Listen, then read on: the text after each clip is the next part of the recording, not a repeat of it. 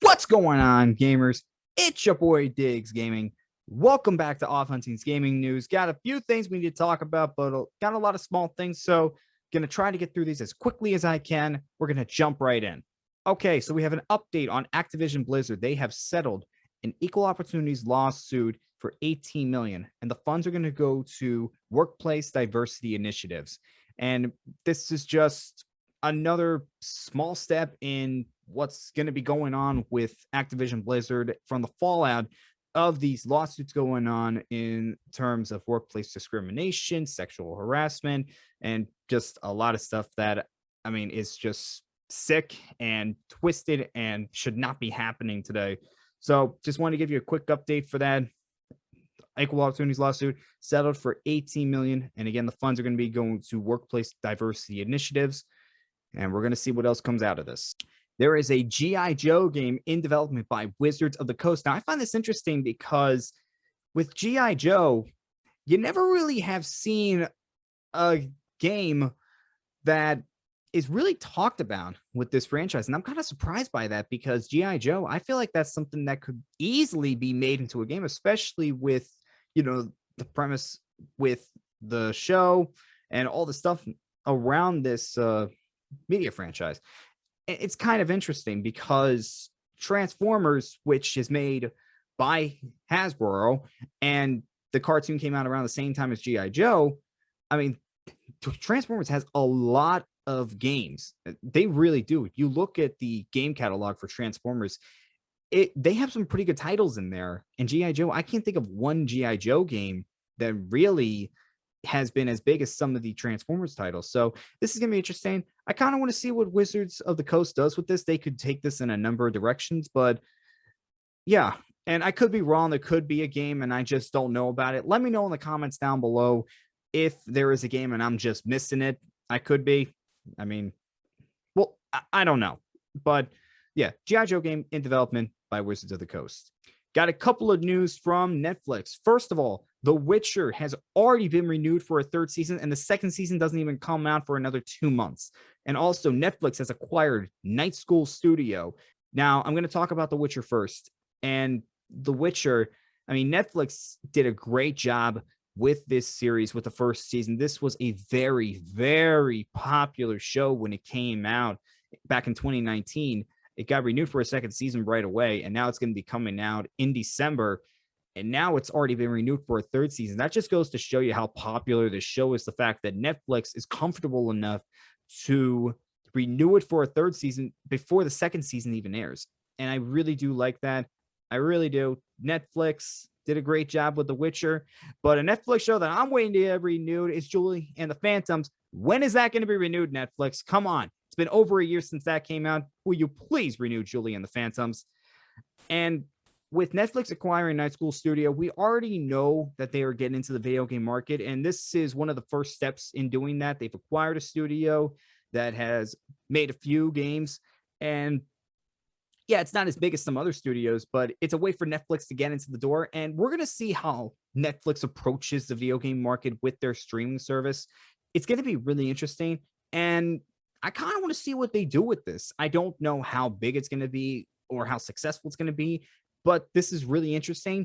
And if they are successful with this, I mean, we could see other streaming services do the same thing Netflix is doing. It's going to be really interesting. In God of War news, actor Christopher Judge, who does the voice of Kratos, revealed on Twitter that the reason that God of War Ragnarok was delayed was because he had to have multiple surgeries.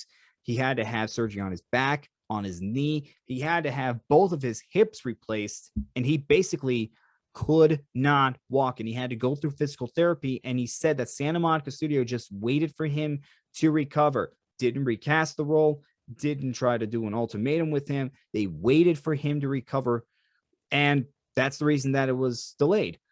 And I got two thoughts on that. One, I don't think that's the only reason this got delayed, but it would be one of the main reasons as to why it got delayed. There were probably other factors that led to it, but this was a big one. And for Santa Monica Studio to just wait for him to recover, not recast the role, not give him an ultimatum, basically say, okay, we're going to wait for you to recover. It's okay if we delay this. We just want to make sure that you are okay. I mean, that's terrific from Santa Monica Studio. You just don't see that with video game developers. And with Santa Monica to do that for him, that was just unbelievable. I could not believe that when I heard that. And I really do like that. The fact that Santa Monica Studio could do that. It just goes to show you not all video game companies are heartless. I mean, that just goes to show you right there. And again, it's probably not the only reason as to why God of War Ragnarok was delayed. There were probably other factors that led to it. And to be honest, Santa Monica Studio is probably happy because they could work on this game a little bit longer, make sure that everything was right about this game before it got sent out. And one more time, Santa Monica Studio, I mean, good on you for doing that. Good on you. You didn't have to do that, but you did. And that's just amazing. And Christopher, can't wait to hear your voice on the latest God of War. In Pokemon news, Pokemon Legends Arceus released a new trailer that showed off noble Pokemon boss battles and wardens. Now, what wardens are, they're pretty much this game's version of gym leaders. That's pretty much what they are. They're this game's version of gym leaders. And I really do like that it's going by a different name. And by all accounts, this looks like they're entirely different thing from gym leaders, and can't wait to see how they're implemented in the game. I cannot wait to see that. And with these noble Pokemon boss battles, I really do think this is going to be one of the best parts of the game, because you have to fight them as both yourself and with a Pokemon. And that's pretty interesting. I said this earlier on another gaming news that you're going to have this open world. You're going to have this where you are discovering these Pokemon. It's something where you are part of the action now too, where it was just the Pokemon that were the action. Now it's you and the Pokemon that are part of the action. I really do like that. And these noble Pokemon boss battles just show that off. And I cannot wait for this game to come out. I am so excited for this game. Coming out in January, cannot wait. I'm more excited for this than I am of the Gen 4 remakes. I really am. And last but certainly not least, probably the biggest gaming news of this week, PlayStation has finally announced the acquisition of Bluepoint Games. Now, we know this was coming for a while because PlayStation Japan accidentally released a welcome to the family post for Bluepoint. Now we finally got confirmation on that. And I got to say, this makes all the sense in the world for PlayStation to purchase Bluepoint Studio. I mean, they were responsible for many remasters of on the PlayStation 3. They were responsible for the Shadow of the Colossus remake and the Demon Souls remake. It makes all the sense in the world for PlayStation to buy Bluepoint Studios. And Bluepoint is working on a new game, not a remake, a new game. Now, they didn't specifically say it's a new IP, but they said original new game. So I'm taking that to mean it's a new IP. And there's also a rumor going around that they're working on that game and another remake, which if that's the case, then Bluepoint is just working straight from the jump. That's just amazing.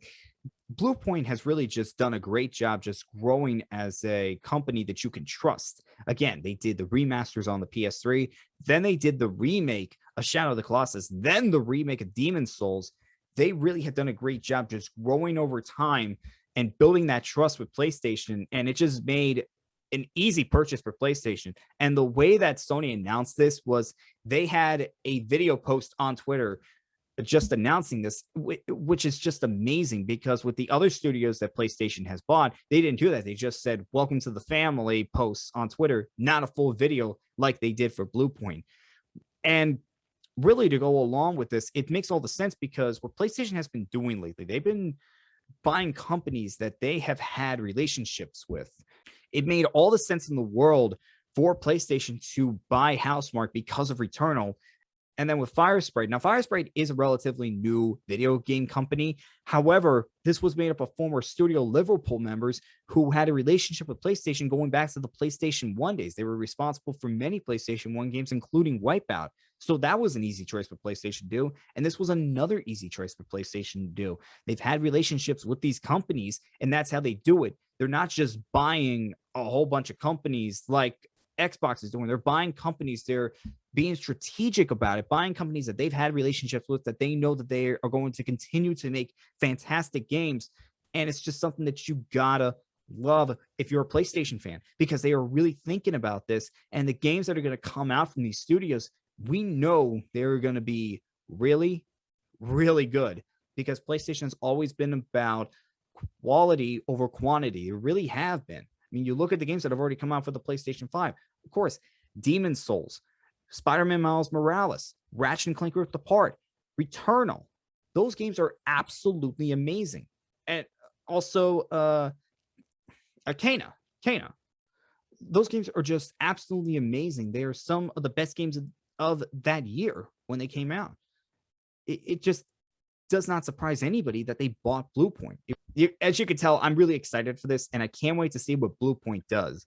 Now, in terms of this new game, there was also a post from a leaker that said it's going to be in the realm of Spider-Man Miles Morales in terms of length, and I would absolutely love that. Spider-Man Miles Morales, it was a good-sized game. It wasn't as big as the Spider-Man PS4, but it was a pretty good-sized game, and I would be all down for that.